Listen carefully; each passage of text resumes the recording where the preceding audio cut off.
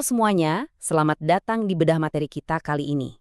Gini, hari ini kita bakal ngebahas topik yang, jujur aja, sering banget bikin napas terasa sesak, stres berat, dan ngerasa kayak nggak ada jalan keluar. Apalagi kalau bukan jeratan utang, khususnya utang riba.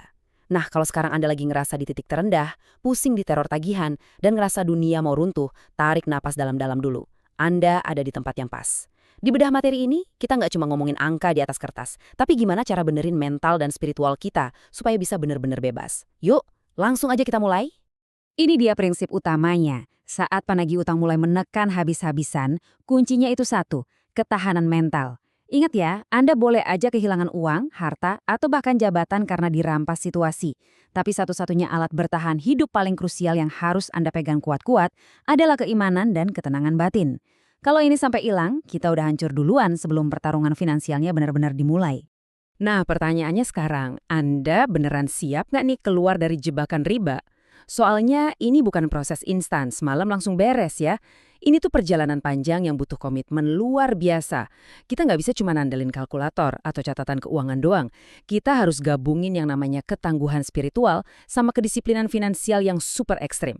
Kalau Anda udah siap mental buat bangkit dari dasar jurang, yuk kita lihat langkah pertamanya. Fase pertama, fondasi spiritual dan taubat. Intinya, kita beresin dulu hubungan kita sama yang di atas sebelum pusing mikirin isi rekening. Seringkali nih, rejeki yang seret itu asalnya dari kesalahan-kesalahan kita di masa lalu. Jadi, langkah awalnya simpel tapi dalam. Akui kalau terjebak riba itu adalah kesalahan besar. Terus solusinya gimana? Banyakin istighfar, sholat malam, dan sholat tobat. Sumber materi kita ini ngasih analogi yang keren banget dari kisah Nabi Yunus waktu tertelan ikan paus. Bayangin, ada di dalam perut paus yang gelap gulita, itu persis rasanya kayak lagi tenggelam dalam tumpukan utang. Terus apa yang bikin Nabi Yunus bisa bebas? Bukan panik, tapi doa pengakuan kesalahannya. Jadi, mengakui kesalahan itu emang benar-benar kunci utama buat buka pintu jalan keluar. Lanjut ke fase kedua, pemilihan dan manajemen utang. Nah, di sini kita mulai main strategi di dunia nyata. Pertama, coba deh petakan dan catat semua utang Anda. Terus muncul pertanyaan, siapa yang harus dibayar duluan? Biasanya nih, pas lagi panik, logika kita mikir buat bayar aja yang paling galak biar mereka diam. Tapi jangan gitu. Justru prioritaskan pemberi pinjaman yang baik, yang suportif, dan bisa diajak diskusi. Kenapa? Karena penagih yang brutal itu, biarpun Anda cicil sedikit bulan ini, bulan depan mereka bakal tetap neken dan galak dengan cara yang sama. Sama aja bohong kan? Jadi, beresin dulu urusan sama yang kooperatif. Ada satu aturan emas yang gak boleh dilanggar. Pas ada penagih yang lagi neken Anda, ngancam-ngancam mau masukin penjara, atau maksa harus bayar hari ini juga, tolong banget jangan pernah kepancing emosi terus asal nyebut angka pelunasan. Kalau Anda ngejanjiin uang yang sebenarnya nggak ada wujudnya, itu malah jadi bumerang yang lebih parah. Kalau diancam penjara, pasrahin aja, bilang aja kalau niat bayar itu ada tapi uangnya emang lagi nggak ada. Intinya, jangan pernah bikin keputusan apapun pas lagi dicekik rasa panik, oke? Sekarang masuk ke fase ketiga, menurunkan tekanan gaya hidup.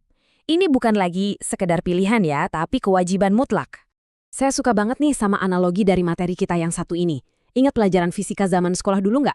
P sama dengan F dibagi A.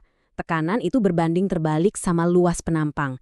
Di kehidupan nyata, kalau luas gaya hidup Anda atau si A ini makin besar, alias banyak gaya dan banyak mau, ya otomatis tekanan stresnya bakal makin gede dong pas lagi bokeh.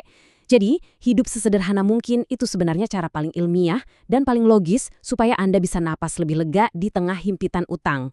Tentu aja, pas Anda tiba-tiba ubah gaya hidup jadi super sederhana, pasti ada aja orang yang nyinyir, wah bangkrut ya, jatuh miskin ya. Nah, terima aja rasa malu itu. Anggap aja masa-masa di mana Anda dihina atau dikucilin ini sebagai proses cuci gudang dari Tuhan. Serius, ini tuh fase pencucian dari kesalahan finansial Anda di masa lalu. Ingat, status nggak punya uang ini cuma sementara kok, jadi biarin aja deh orang mau ngomong apa. Masuk ke fase keempat, melepaskan aset. Harus diakui, ini adalah langkah praktis yang paling berat dan bikin nangis. Jual rumah, jual kendaraan, jual kantor, jual semua aset fisik yang bisa dijual buat nutup utang. Kedengerannya ekstrim banget kan? Dan pastinya sakit banget. Orang-orang di luar sana mungkin ngira hidup Anda udah hancur berkeping-keping. Tapi justru sebaliknya, ngelepasin semua aset sampai di titik nol ini adalah titik balik terkeren di hidup Anda. Pas Anda ngelepasin segaranya demi bebas dari jeratan riba, Anda tuh sebenarnya lagi ngebuka lembaran baru yang bener-bener bersih tanpa beban. Dan akhirnya, fase kelima, mengundang rezeki yang tak disangka. Di sini kita mulai bangun lagi hidup kita pelan-pelan, pakai keyakinan. Ada satu hal penting banget yang harus kita bedain nih, yaitu uang dan rezeki. Keduanya itu beda loh. Uang itu sifatnya linier, dapatnya dari ikhtiar kita, kayak bekerja, dagang, atau bisnis. Tapi kalau rezeki itu sifatnya eksponensial, melompat, dan dapatnya dari amal soleh, dari kebaikan, taubat, dan sedekah kita. Makanya kalau mau keluar dari utang riba, kerja keras doang tuh nggak cukup, harus banget didorong kuat pakai amal ibadah. Terus Anda mungkin mikir, jangankan buat sedekah, buat bayar utang aja masih kurang. Nah, mari kita hitung-hitungan simpel. Kalau sehari Anda cuma nyisihin Rp10.000 aja, sebulan kan cuma Rp300.000 tuh. Dari sisa uang yang dipunya, coba deh alokasiin sedikit aja, tapi konsisten buat sedekah. Masuk akal banget kan angkanya? Dan percayalah, ini tuh cara yang luar biasa banget buat narik bantuan dari langit. Tapi gimana kalau rekeningnya benar-benar Rp0? Kosong melompong. Nggak masalah. Anda tetap bisa dan malah wajib nolong orang lain. Pakai tenaga Anda. Bagikan ilmu atau keahlian Anda secara gratis. Atau bantuin kenalin jaringan Anda buat bantu bisnis orang lain. Intinya, makin sering kita nolongin orang, urusan hidup kita juga bakal makin dimudahin. Logikanya, kalau kita sibuk nolongin makhluknya di bumi, Tuhan juga pasti bakal turun tangan nolongin masalah kita. Pada akhirnya, logika dan hitung-hitungan kita sebagai manusia itu ada batasnya.